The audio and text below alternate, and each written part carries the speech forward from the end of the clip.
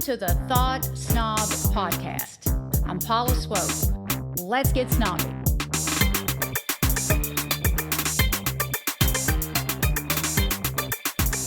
Today's episode is about how to tell the difference between intuition and anxiety. I'll start with asking, have you ever had a feeling that something just wasn't right? Maybe you couldn't explain it, you didn't have proof, you just knew, okay? Then there are other moments. Your mind races, your heart pounds, you imagine every possible worst-case scenario. Both experiences can feel incredibly real. But one may be intuition and the other may be anxiety. So how do you tell the difference? Well, let's start with what the science tells us. Your brain is constantly processing information that never reaches your conscious awareness. Tiny facial expressions, body language, changes in someone's voice, patterns you've seen before but didn't consciously notice. Your subconscious notices all of it. Sometimes what we call a gut feeling is actually your brain recognizing a pattern before your conscious mind catches up. That's one reason intuition can feel so immediate. It doesn't always come with an explanation. It often arrives before logic. Now let's compare that with anxiety. Anxiety has a very different personality. It asks, what if? What if I fail? What if something terrible happens? What if they don't like me? What if I made the wrong decision? What if I fall? What if I forget the words? Anxiety multiplies possibilities. Intuition tends to point in one direction, and with me, it's not always so subtle. My intuition is so strong and so developed that I can absolutely count on it. And here's another difference. Anxiety is loud, it repeats itself, it argues, it demands certainty. Anxiety can drive you mad. It's like a tug of war, and you don't know what to do. Intuition is usually much quieter. It's a calm knowing, and anxiety sounds like a scream, and intuition sounds like a whisper. And here's something I've noticed over the years. People often ignore intuition because they're waiting for it to feel dramatic. But the strongest intuitive moments I've experienced weren't dramatic at all. They were peaceful.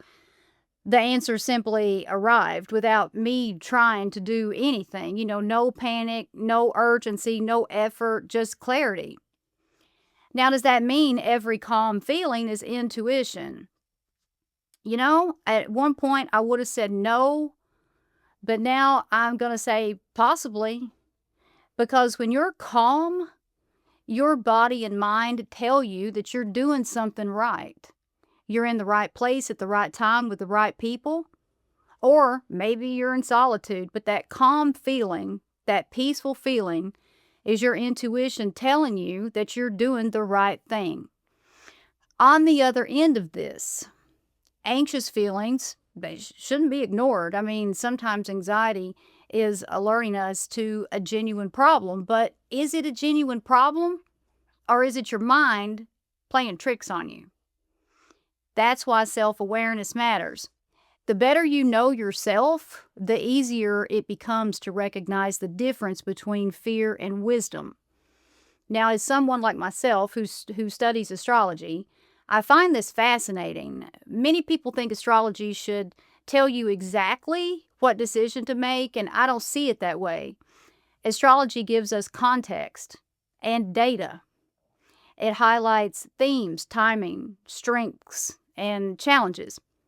But it doesn't replace discernment. You still have to think, you still have to reflect, and you still have to make the decision. Intuition grows stronger the quieter our minds become. If you're constantly distracted, constantly scrolling, constantly filling every silent moment, or engaging in daily habits that, are destroying you, it becomes very difficult to hear that quiet inner voice. That's one reason practices like, meditation, prayer, spending time in nature, or even, taking a walk without your phone can feel so powerful. They create space between you and, all of the noise of the world that we live in. And sometimes clarity doesn't come because you're trying harder. Trying harder can also block your intuition. Trying harder can cause anxiety. It comes because you finally become quiet enough to notice what was already there. So the next time you're faced with a difficult decision, don't just ask yourself, what am I thinking? Also ask, what am I feeling? What is my body telling me? Am I reacting from fear or responding from wisdom? Because sometimes your mind is trying to protect you, and sometimes your intuition is trying to guide you, okay? So your ego, aka, your mind, is there to protect you, but it doesn't always, because the ego wants to stick with what's familiar. And the moment you venture into unfamiliar territory, your ego goes berserk. Mindful awareness is the key here. So, for instance, okay, I have been fearful of flying my whole life, and I promise you, it's a subconscious thing that, for me, that started after I watched the movie Sweet Dreams in 1985. That's the life story of Patsy Cline. Patsy Cline was killed in a plane crash. And of course, that was in the movie. And I was 9. I was 9 when I first saw that movie. And then a couple of years later, La Bamba came out, and I watched that movie. Well, Richie Valens died in a plane crash. I loved both of those movies so much and felt a true connection to Patsy Cline from a really young age. So my young subconscious mind just soaked all that up like a sponge, and I became very fearful that the same thing would happen to me that happened to Patsy and Richie Valens.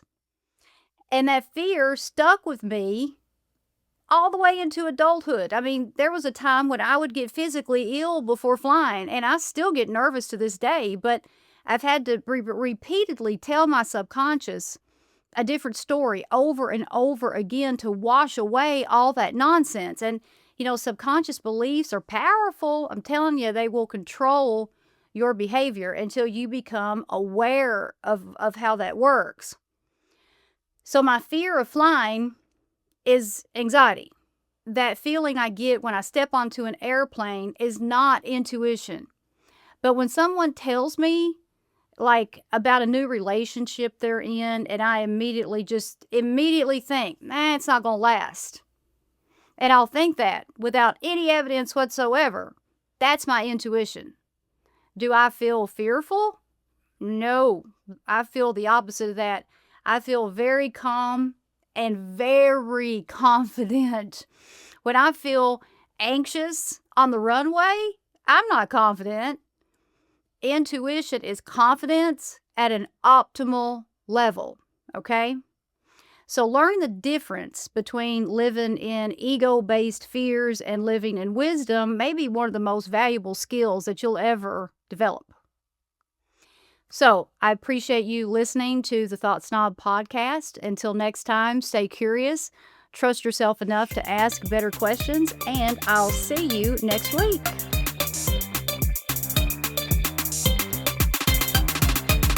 The Thought Snob podcast with Paula Swope has been brought to you by Thought Snob Media in association with Special Purpose Studios. All production, mixing, and sound engineering by me, Will Swope. We hope you've enjoyed this podcast. Please take a few seconds to give us 5 stars and leave a review. See you on the next Thought Snob podcast with Paula Swope.